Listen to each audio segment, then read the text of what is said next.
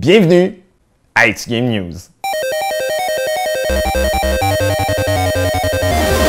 Cette semaine, nous sommes le 19 octobre 2018. C'est l'automne, ma saison préférée.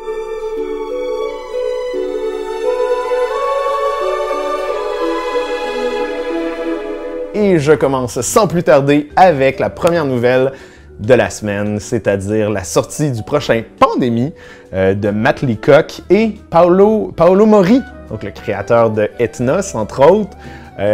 Ça va s'appeler Pandémie Fall of Rome, où est-ce qu'on va interpréter, on va jouer des factions d'armées. Donc on va essayer de rapatrier des forces armées pour se battre contre le board qui va essayer de faire tomber Rome.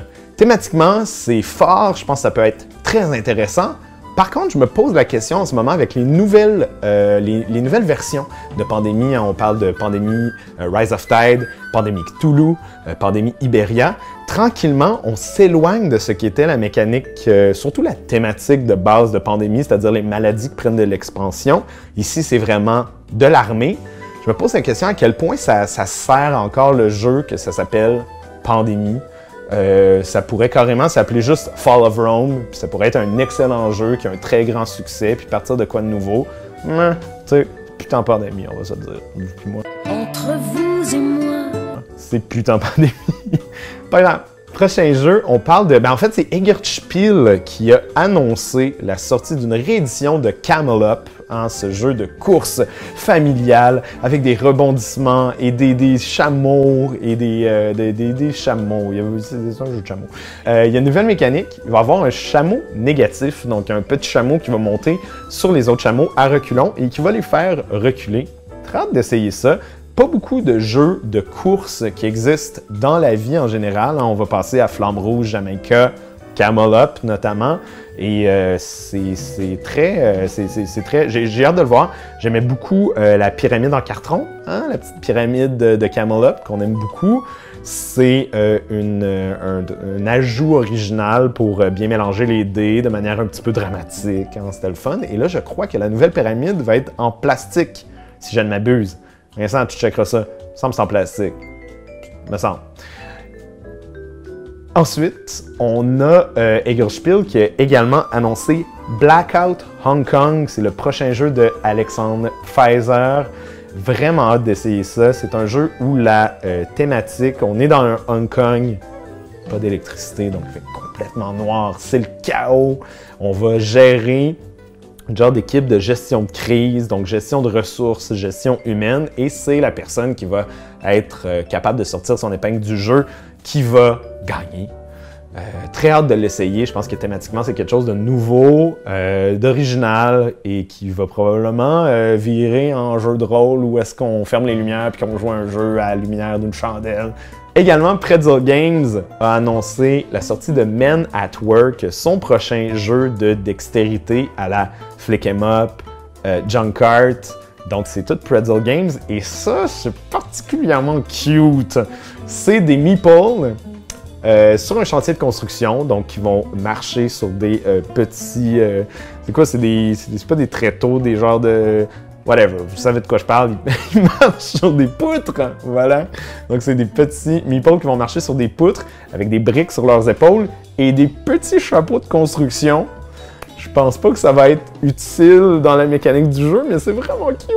He's so fluffy, I'm gonna die! Des petits chapeaux de construction. Ça me fait penser un petit peu à Tokyo Highway, pour ceux qui l'ont essayé. C'est un jeu auquel je suis particulièrement pourri. Je suis pas très bon dans les jeux de dextérité, mais c'est un bon challenge, puis on aime toujours ça, les challenges. Aussi, on a Super Meeple qui ont annoncé, et ça je suis très excité, la sortie d'une réédition de Mississippi Queen, qui est un jeu qui a gagné le Spiel en 1997. Je n'y ai pas joué, mais ce que j'ai compris du jeu, c'est que c'est un autre jeu de course. Hein? Il n'y en a pas beaucoup, mais il y en a deux dans le It's Game News de cette semaine.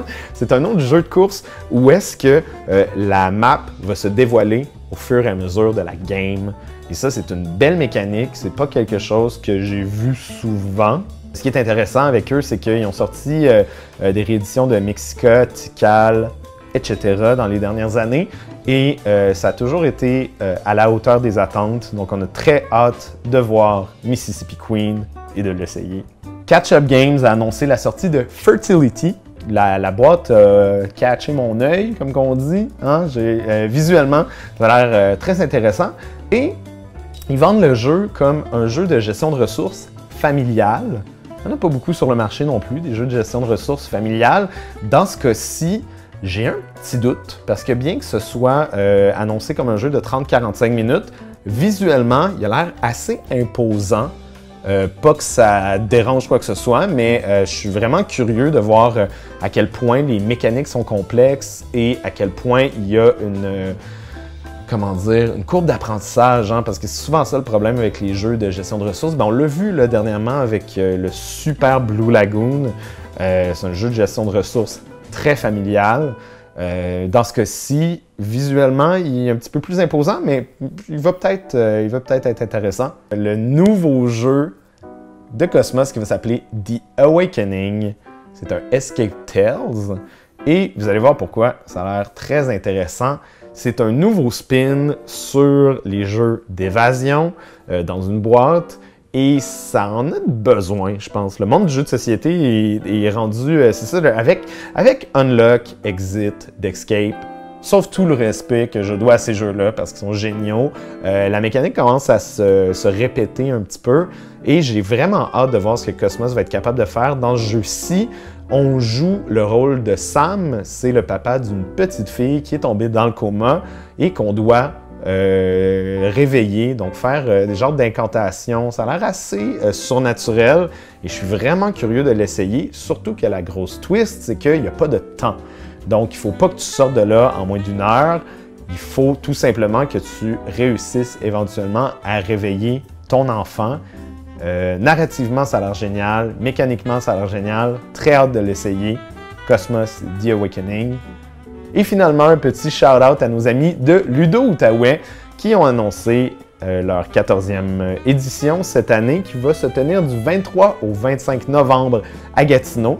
Donc les gens de Gatineau, si vous voulez, ou des environs, ou d'ailleurs dans le monde, hein, c'est pas fermé aux gens de Gatineau, mais n'importe qui veut aller se faire du fun une fin de semaine, les inscriptions sont ouvertes. Nous, on est allés par le passé, c'était vraiment bien. Peut-être qu'on va y retourner cette année. Peut-être pas, on le sait pas, mais si vous voulez y aller, c'est très cool. Puis je finis ça comme ça. T'aimes quelque chose, tu te donnes des bisous dessus. Mais comme c'est un ordinateur, tu donneras pas de bisous. Tu vas plutôt commenter, puis tu vas partager. Oh oui, partager, partager, partager. C'est la leçon de Jésus!